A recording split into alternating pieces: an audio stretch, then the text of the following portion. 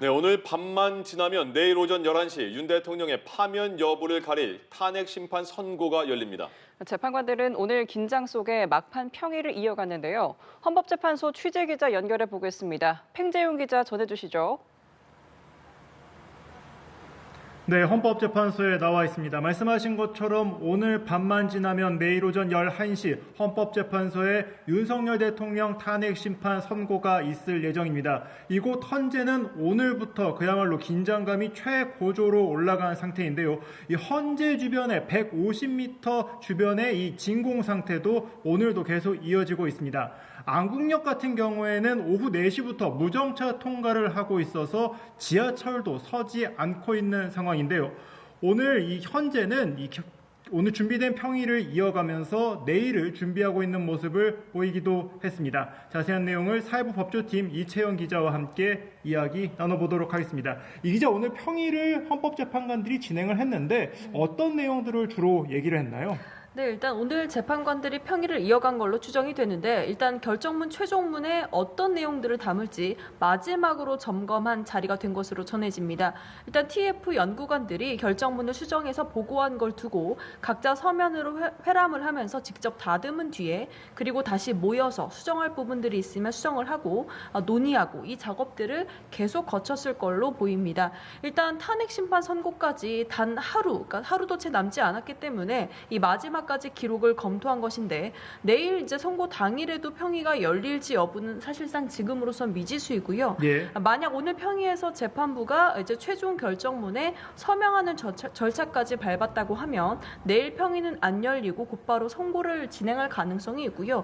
반면에 이제 내일 선고가 11시이기 때문에 재판관들이 출근을 했을 때 어느 정도 시간은 좀 있는 상태입니다. 네. 따라서 한 번 더 평의를 열고 막판 점검을 한 뒤 서명 절차에 나서고 선고에 나설 수도 있는 상황입니다. 이전 박근혜 전 대통령의 탄핵 심판을 경우를 좀 생각을 해보면은 선고 당일에도 평의를 열지 않았습니까? 네. 따라서 내일도 오전에 평의를 열 가능성은 아직 남아있는 상황입니다.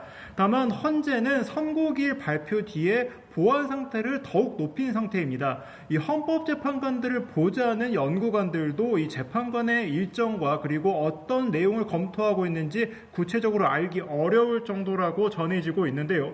좀 오늘 헌재의 분위기를 설명을 좀 해주시죠. 네, 사실상 저희 취재진 자체도 신원 확인을 통해서 내부로 들어올 수 있기 때문에 일단 청사 안팎으로 경찰과 방호 인력이 외부인의 출입을 철저하게 통제하고 있습니다. 네. 이제 조금 전 저희가 둘러보니까 이제 평의가 열리는 303호를 비롯해서 이제 곳곳에 좀 불이 켜져 있고 네. 커튼이 쳐져 있고 이런 모습을 볼 수가 있었는데 이제 그야말로 저희가 뭐 외부 집회 상황도 전해드리고 있습니다만은 내부는 삼엄한 경비 속에 고요함 또 적막감이 감도는 분위기라고 할 수 있습니다. 일단 헌재 관계자에 의하면 일단 대부분 선고 준비는 마친 걸로 보이고요.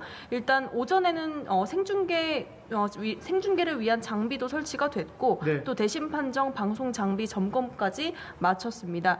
일단 헌재는 무엇보다 결론이 안 새어 나가게끔 그야말로 상당한 보완이 이뤄지고 있다 이렇게 말하기도 했는데요. 일단 TF 소속 연구관들조차도 극소수를 제외하면 이 결정 내용을 알리지 않은 걸로 알려지고 있거든요. 예. 이미 뭐 보안 인원을 그야말로 최대치로 끌어들여서 만반의 준비를 하고 있는 모습이다 이렇게 이해하면 될 것 같습니다. 네, 그렇습니다. 이 같은 철통 보안 속에도 내일 어떤 결론이 나올지에 대한 관심은 계속해서 커져나가고 있는 상황입니다. 네. 내일 경우의 수를 꼽아보자면 탄핵 인용, 기각, 각하 이렇게 3개가 있지 않습니까? 네. 어떤 결론이 나올지 좀 추측할 수 있는 부분이 있을까요? 네, 사실 뭐 평의는 구두 발언으로만 진행이 되고 별도 회의록도 남기지 않기 때문에 재판관 8명 말고는 최종 결과를 지금 아무도 모르는 게 맞습니다. 네. 그러니까 지금 나오고 있는 모든 이제 주장들 이렇다 저렇다 여러 가지 가설들은 그저 관측일 뿐인 상황이고요. 예. 일단 사실상 뭐 이번 주 선고를 하기로 하면서 뭐 이른바 인용 5명대 기각 3명 이런 5대3 교착설까지 나왔었는데